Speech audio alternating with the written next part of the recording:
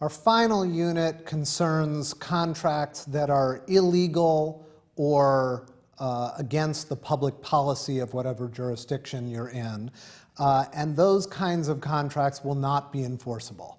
So you may have every other element that would be necessary for a valid contract, a good offer, a good acceptance, consideration, and so forth. But if that contract violates the law, it's void and unenforceable.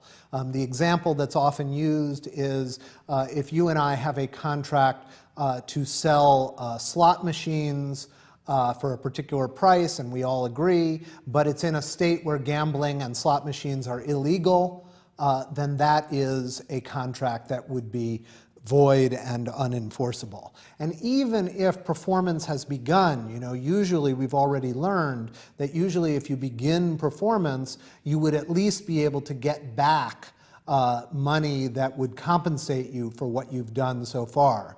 But that's not going to be available in a situation where the contract itself is illegal, unless the party seeking damages is much less culpable for the illegality than the breaching party. But in general, you'll find that if it's void for illegality, you're just not going to get any compensation, even if you did do some of the work already.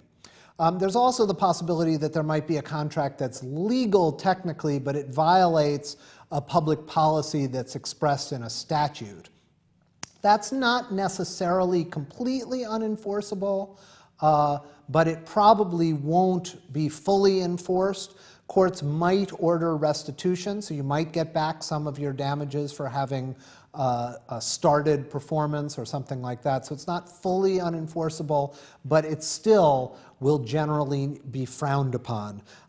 Examples of contracts that violate public policy, even though they're not illegal, are exculpatory clauses in contracts. Those are clauses where it's written in that if damages are caused in the performance of the contract, that the party won't be on the hook for those damages.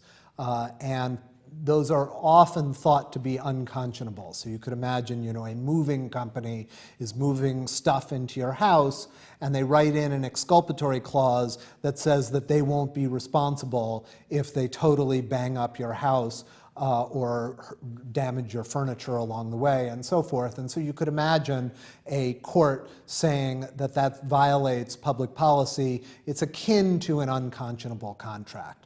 Similarly, restrictive covenants, which used to be very popular in the United States on racial grounds. So those would be property deeds that would prevent you from selling your property to someone who was a member of a racial minority in order to keep a neighborhood free from racial minorities. Those covenants are deemed to be violative of public policy, and so they generally will not be enforced either. So you can see, as a matter of public policy or as a matter of just pure illegality, there are certain kinds of contracts which, even if they have consideration and a good offer and a good acceptance and so forth, will not be enforced.